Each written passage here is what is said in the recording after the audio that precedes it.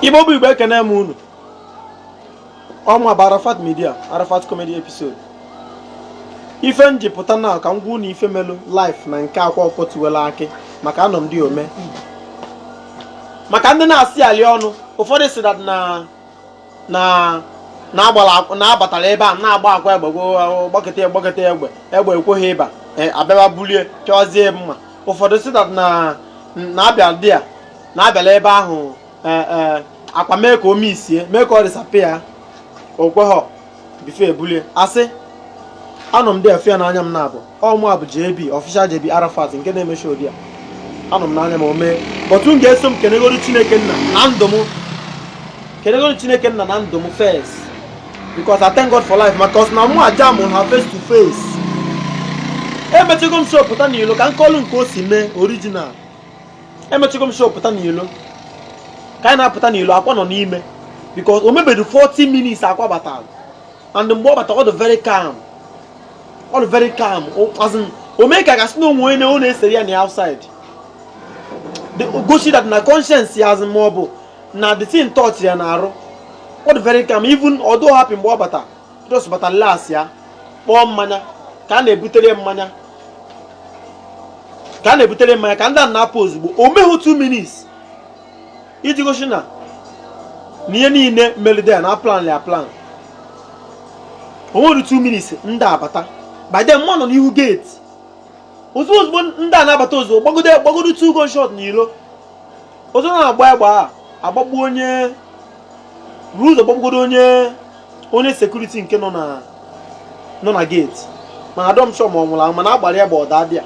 ebule egbe ya bata na mụ agbawa ọsọ gbabazie n'ime inside ebe stage. Then the second gate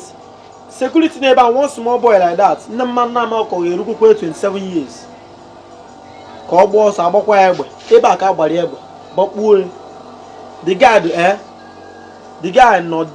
dakwa na dia my brother mụ na-azụ isi onwe m mbago n'ime ifu flying mkpọ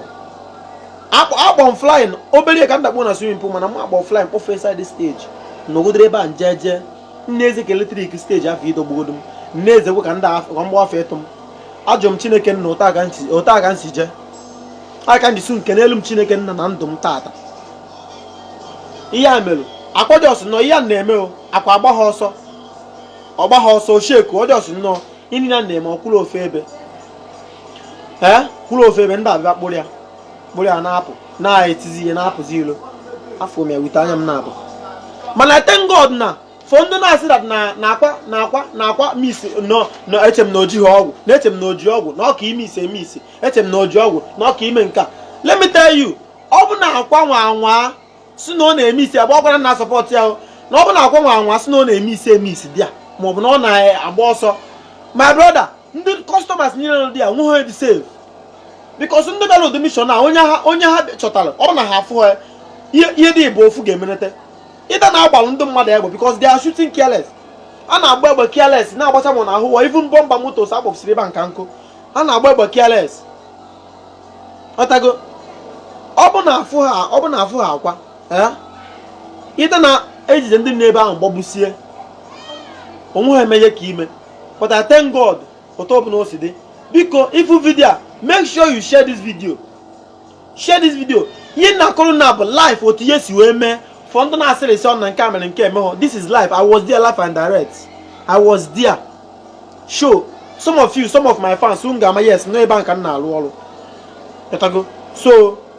my brother make sure you share this video and God will bless you. Thank you. I love you all. I rest my case.